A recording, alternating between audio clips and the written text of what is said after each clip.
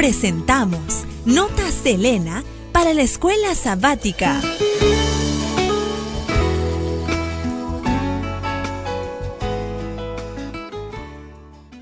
Sábado de tarde, 19 de octubre. Testigos de Cristo como Mesías. Todos los rayos de luz que brillan en las Escrituras apuntan a Jesucristo y dan testimonio de Él, entrelazando las Escrituras del Antiguo y del Nuevo Testamento. Cristo es presentado como el autor y consumador de su fe, aquel en quien se centran sus esperanzas de vida eterna. Porque de tal manera amó Dios al mundo, que ha dado a su Hijo unigénito, para que todo aquel que en Él cree no se pierda, mas tenga vida eterna. Jesucristo es el conocimiento del Padre, y Cristo es nuestro gran Maestro enviado de Dios. Cristo ha declarado en el 6º capítulo de Juan que Él es ese pan enviado del cielo. De cierto os digo, el que cree en mí tiene vida eterna. Fundamentals of Christian Education, página 383. Jesús dijo a los escribas y fariseos: «No queréis venir a mí para que tengáis vida, porque todo aquel que hace lo malo aborrece la luz, y no viene a la luz para que sus obras no sean reprendidas. Vosotros enviasteis mensajeros a Juan, y él dio testimonio de la verdad, pero yo no recibo testimonio de hombre alguno, mas digo esto para que vosotros seáis salvos». Les pide que recuerden la profunda convicción que había en ellos a causa de los mensajes de Juan. Dijo: «Él era antorcha que ardía y alumbraba, y vosotros quisisteis regocijaros por un tiempo en su luz. Mas yo tengo mayor testimonio que el de Juan, porque las obras que el Padre me dio para que cumpliese, las mismas obras que yo hago, dan testimonio de mí, que el Padre me ha enviado. También el Padre que me envió ha dado testimonio de mí. Nunca habéis oído su voz, ni habéis visto su aspecto, ni tenéis su palabra morando en vosotros, porque a quien Él envió, vosotros no creéis».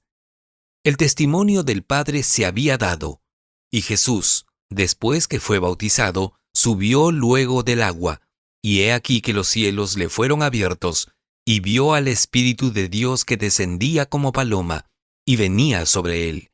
Y aquí una voz del cielo que decía: «Este es mi Hijo amado en quien tengo complacencia».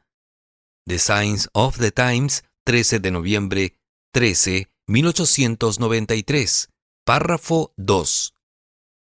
Al emprender la gran obra de su vida terrenal, Jesús eligió a 5 discípulos: Juan, Andrés, Simón, Felipe y Natanael. Estos hombres fueron llamados de sus humildes ocupaciones para acompañar al Salvador en su ministerio, recibir sus enseñanzas divinas y ser testigos de sus poderosos milagros para que los publicaran al mundo. Iban a celebrarse unas bodas en Caná de Galilea. Los contrayentes eran parientes de José y María. Cristo sabía de esta reunión familiar y que allí se reunirían muchas personas influyentes, por lo que en compañía de sus discípulos recién nombrados se dirigió a Caná. En cuanto se supo que Jesús había acudido al lugar, se le envió una invitación especial a él y a sus amigos. Así se lo había propuesto, y por eso honró la fiesta con su presencia. Redención o los milagros de Cristo el Poderoso, 1877, página 3. Domingo 20 de octubre. El testimonio de Juan el Bautista. Había una gran obra designada para el profeta Juan, pero no había ninguna escuela en la tierra a la cual pudiera asistir. Debía adquirir su conocimiento lejos de las ciudades, en el desierto. Las Escrituras del Antiguo Testamento, Dios y la naturaleza que Él había creado, debían ser sus libros de estudio. Dios estaba capacitando a Juan para su obra de preparar el camino del Señor. Su alimento era simplemente langostas y miel silvestre. Las costumbres y las prácticas de los hombres no debían ser la educación de este hombre. La preocupación por lo mundano no debía afectar en nada la formación de su carácter. Él buscaba el favor de Dios y el Espíritu Santo descansaba sobre él, y encendió en su corazón un ardiente celo de hacer la gran obra de llamar a la gente al arrepentimiento y a una vida más elevada y más santa.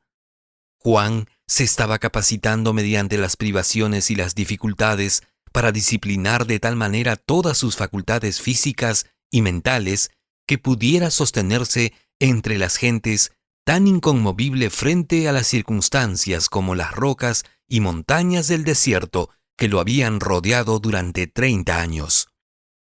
Comentarios de Elena G. de White en Comentario Bíblico Adventista del Séptimo Día, tomo 5, página 1090. La niñez, juventud y edad adulta de Juan se caracterizaron por la firmeza y la fuerza moral. Cuando su voz se oyó en el desierto diciendo, «Aparejad el camino del Señor, enderezad sus veredas», Mateo capítulo 3, versículo 3, Satanás temió por la seguridad de su reino. El carácter pecaminoso del pecado se reveló de tal manera que los hombres temblaron. Quedó quebrantado el poder que Satanás había ejercido sobre muchos que habían estado bajo su dominio. Había sido incansable en sus esfuerzos para apartar al Bautista de una vida de entrega a Dios sin reserva, pero había fracasado. No había logrado vencer a Jesús. En la tentación del desierto, Satanás había sido derrotado y su ira era grande. Resolvió causar pesar a Cristo hiriendo a Juan. Iba a hacer sufrir a aquel a quien no podía inducir a pecar. El deseado de todas las gentes, páginas 195 y 196. El testimonio de Juan había sido positivo. Había sido dado con poder, en la demostración del Espíritu. Había dado testimonio de lo que sus ojos habían visto, de lo que sus oídos habían oído, de lo que sus manos habían tocado, de la palabra de vida. Jesús dijo, «Otro es el que da testimonio acerca de mí, y sé que el testimonio que da de mí es verdadero». Los escribas y fariseos habían creído entonces las palabras de Juan, pero el orgullo y la incredulidad obraron en sus corazones según la disposición de Satanás, y se manifestaron la envidia, los celos y el odio franco contra Cristo. Jesús dijo a sus discípulos, «Si yo no hubiera venido ni les hubiera hablado, no tendrían pecado. Si yo no hubiera venido ni les hubiera hablado, no tendrían pecado. Pero cuando venga el Consolador a quien yo os enviaré del Padre, el Espíritu de verdad, el cual procede del Padre, Él dará testimonio acerca de mí». The Signs of the Times, 13 de noviembre, 1893, párrafo 4. Lunes, 21 de octubre, el Cordero de Dios. Cuando, en ocasión del bautismo de Jesús, Juan le señaló cómo el Cordero de Dios, una nueva luz resplandeció sobre la obra del Mesías. La mente del profeta fue dirigida a las palabras de Isaías. Como cordero fue llevado al matadero. Isaías capítulo 53, versículo 7. Durante las semanas que siguieron, Juan estudió con nuevo interés las profecías y la enseñanza de las ceremonias de los sacrificios. No distinguía claramente las dos fases de la obra de Cristo, como sacrificio doliente y como rey vencedor, pero veía que su venida tenía un significado más profundo que el que discernían los sacerdotes y el pueblo. Cuando vio a Jesús entre la muchedumbre, al volver él del desierto, esperó confiadamente que daría al pueblo alguna señal de su verdadero carácter. Pero Jesús no pronunció una palabra ni dio señal alguna. No respondió al anuncio que hiciera el Bautista acerca de él, sino que se mezcló con los discípulos de Juan sin dar evidencia externa de su obra especial, ni tomar medidas que lo pusiesen en evidencia. El deseado de todas las gentes, página 110. Al día siguiente, Juan vio venir a Jesús. Con la luz de la gloria de Dios descansando sobre él, el profeta extendió las manos diciendo, «He aquí el Cordero de Dios que quita el pecado del mundo. Este es del que dije, tras mí viene un varón, el cual es antes de mí, y yo no le conocía. mas para que fuese manifestado a Israel. Por eso vine yo bautizando con agua. Vi al Espíritu que descendía del cielo como paloma, y reposó sobre él. Y yo no le conocía, mas el que me envió a bautizar con agua, aquel me dijo: sobre quien vieres descender el Espíritu, y que reposa sobre él, este es el que bautiza con Espíritu Santo. Y yo le vi, y he dado testimonio que éste es el Hijo de Dios.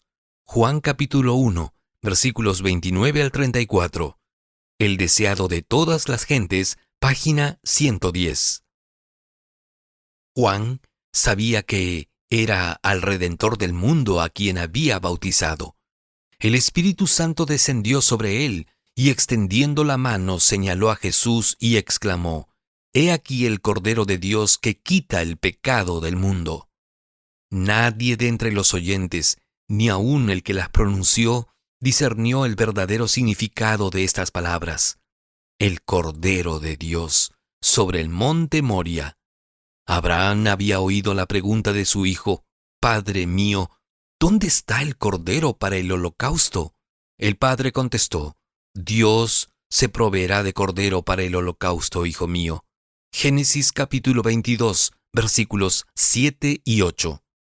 Y en el carnero divinamente provisto en lugar de Isaac, Abraham vio un símbolo de aquel que había de morir por los pecados de los hombres. El Espíritu Santo, mediante Isaías, repitiendo la ilustración, profetizó del Salvador. Como cordero fue llevado al matadero. Jehová cargó en él el pecado de todos nosotros. Isaías, capítulo 53, versículos 7 y 6. El deseado de todas las gentes, página 87. Martes 22 de octubre. Los dos discípulos de Juan. Pedro, Santiago y Juan buscaban todas las oportunidades de ponerse en contacto íntimo con el Maestro, y su deseo les fue otorgado. De los 12, la relación de ellos con el Maestro fue la más íntima. Juan solo podía hallar satisfacción en una intimidad aún más estrecha, y la obtuvo en ocasión de la primera entrevista junto al Jordán, cuando Andrés, habiendo oído a Jesús, corrió a buscar a su hermano. Juan permaneció quieto, extasiado en la meditación de temas maravillosos. Siguió al Salvador siempre, como oidor absorto y ansioso. Juan anhelaba amor, simpatía y compañía. Se acercaba a Jesús, se sentaba a su lado, se apoyaba en su pecho. Así como una flor bebe del sol y del rocío, él bebía la luz y la vida divinas. Contempló al Salvador con adoración y amor hasta que la semejanza a Cristo y la comunión con Él llegaron a constituir su único deseo, y en su carácter se reflejó el carácter del Maestro. La Educación, página 87. Dejando a Juan, los dos discípulos se fueron en pos de Jesús. Uno de ellos era Andrés, hermano de Simón. El otro, Juan, el que iba a ser el evangelista. Estos fueron los primeros discípulos de Cristo. Movidos por un impulso irresistible, siguieron a Jesús, ansiosos de hablar con Él, aunque asombrados y en silencio, abrumados por el significado del pensamiento. ¿Es este el Mesías? Jesús sabía que los discípulos le seguían. Eran las primicias de su ministerio, y había gozo en el corazón del Maestro divino al ver a estas almas responder a su gracia. Sin embargo, volviéndose les preguntó: ¿qué buscáis? Quería dejarlos libres para volver atrás o para expresar su deseo. Ellos eran conscientes de un solo propósito. La presencia de Cristo llenaba su pensamiento. Exclamaron: «Rabí, ¿dónde moras?». En una breve entrevista a orillas del camino, no podían recibir lo que anhelaban. Deseaban estar a solas con Jesús, sentarse a sus pies y oír sus palabras. Díceles: «Venid y ved». Vinieron y vieron dónde moraba, y quedáronse con él aquel día. Exaltad a Jesús, página 162. Si Juan y Andrés hubiesen estado dominados por el espíritu incrédulo de los sacerdotes y gobernantes, no se habrían presentado como discípulos a los pies de Jesús. habrían venido a él como críticos para juzgar sus palabras. Muchos cierran así la puerta a las oportunidades más preciosas. No sucedió así con estos primeros discípulos. Habían respondido al llamamiento del Espíritu Santo, manifestado en la predicación de Juan el Bautista. Ahora reconocían la voz del Maestro Celestial. Para ellos las palabras de Jesús estaban llenas de refrigerio, verdad y belleza. Una iluminación divina se derramaba sobre las enseñanzas de las Escrituras del Antiguo Testamento. Los multilaterales temas de la verdad se destacaban con una nueva luz. El deseado de todas las gentes, página 112. Miércoles 23 de octubre. Felipe y Natanael. El siguiente día quiso Jesús ir a Galilea, y halla a Felipe, al cual dijo: «Sígueme». Felipe obedeció al mandato, y enseguida se puso también a trabajar para Cristo. El deseado de todas las gentes, página 113. Felipe llamó a Natanael. Este último había estado entre la muchedumbre cuando el Bautista señaló a Jesús como el Cordero de Dios. Al mirar a Jesús, Natanael quedó desilusionado. ¿Podía ser el Mesías este hombre que llevaba señales de pobreza y de trabajo? Sin embargo, Natanael no podía decidirse a rechazar a Jesús, porque el mensaje de Juan le había convencido en su corazón. Cuando Felipe lo llamó, Natanael se había retirado a un tranquilo huerto para meditar sobre el anuncio de Juan y las profecías concernientes al Mesías. Estaba rogando a Dios que, si el que había sido anunciado por Juan era el libertador, se lo diese a conocer. Y el Espíritu Santo descendió para impartirle la seguridad de que Dios había visitado a su pueblo y le había suscitado un cuerno de salvación. El mensaje: «Hemos hallado a aquel de quien escribió Moisés en la ley y los profetas», pareció a Natanael una respuesta directa a su oración. Pero la fe de Felipe era aún vacilante. Añadió con cierta duda: «Jesús, el hijo de José de Nazaret». Los prejuicios volvieron a levantarse en el corazón de Natanael. Exclamó: «¿De Nazaret puede haber algo de bueno?». Felipe no entró en controversia. Dijo: «Ven y ve». Jesús vio venir así a Natanael y dijo de él: «He aquí un verdadero israelita en el cual no hay engaño». Sorprendido, Natanael exclamó: «¿De dónde me conoces?». Respondió Jesús y díjole: «Antes que Felipe te llamara, cuando estabas debajo de la higuera te vi». Esto fue suficiente. El Espíritu Divino que había dado testimonio a Natanael en su oración solitaria debajo de la higuera, le habló ahora en las palabras de Jesús. Aunque presa de la duda y cediendo en algo al prejuicio, Natanael había venido a Cristo con un sincero deseo de oír la verdad, y ahora su deseo estaba satisfecho. Su fe superó a la de aquel que le había traído a Jesús. Respondió y dijo: «Rabí, tú eres el Hijo de Dios, tú eres el Rey de Israel». El deseado de todas las gentes, páginas 113 y 114. Si Natanael hubiese confiado en los rabinos para ser dirigido, nunca habría hallado a Jesús. Viendo y juzgando por sí mismo, fue como llegó a ser discípulo. Así sucede hoy día en el caso de muchos a quienes los prejuicios apartan de lo bueno.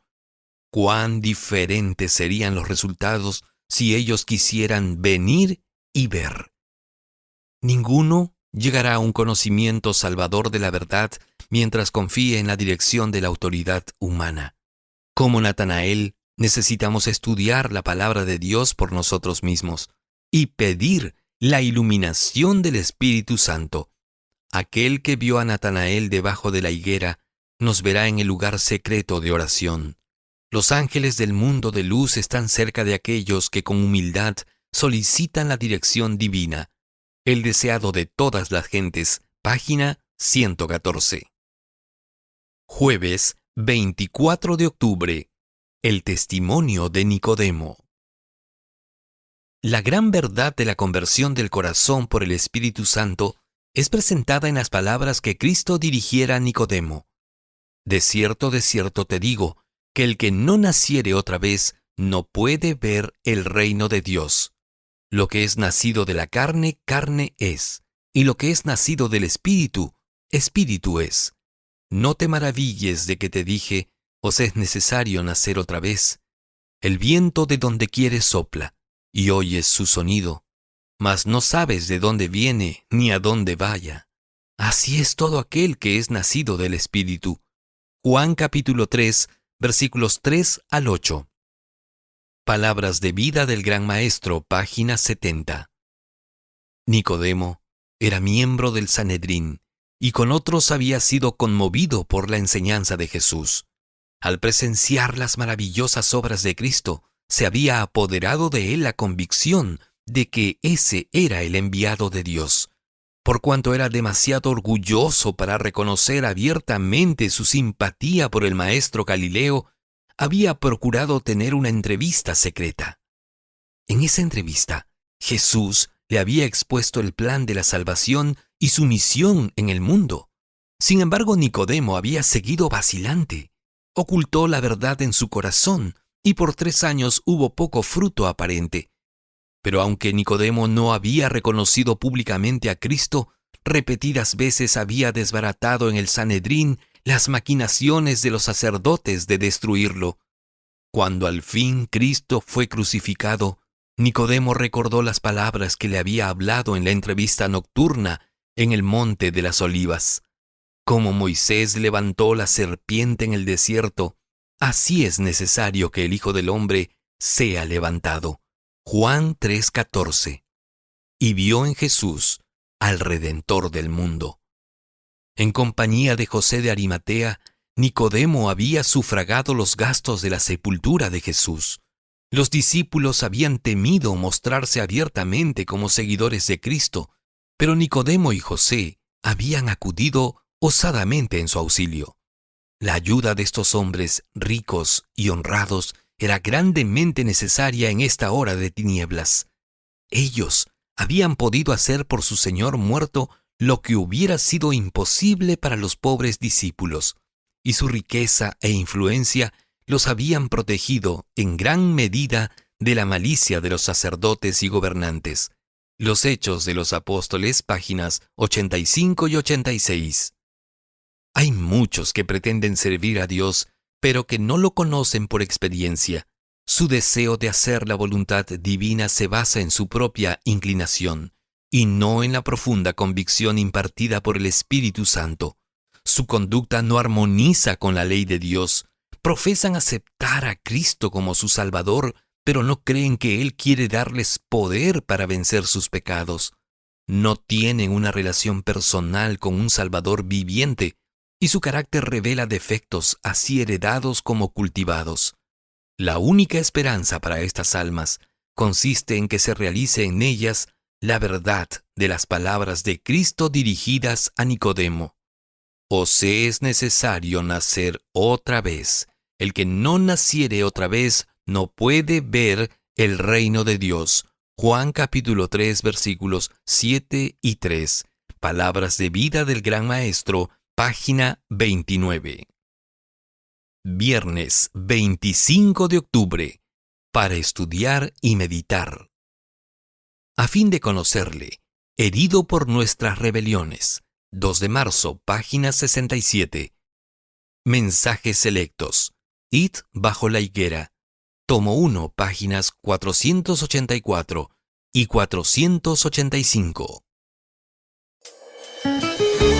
Nota Selena para la escuela sabática, escrito por la pluma inspirada de Elena G. de White. Escúchanos.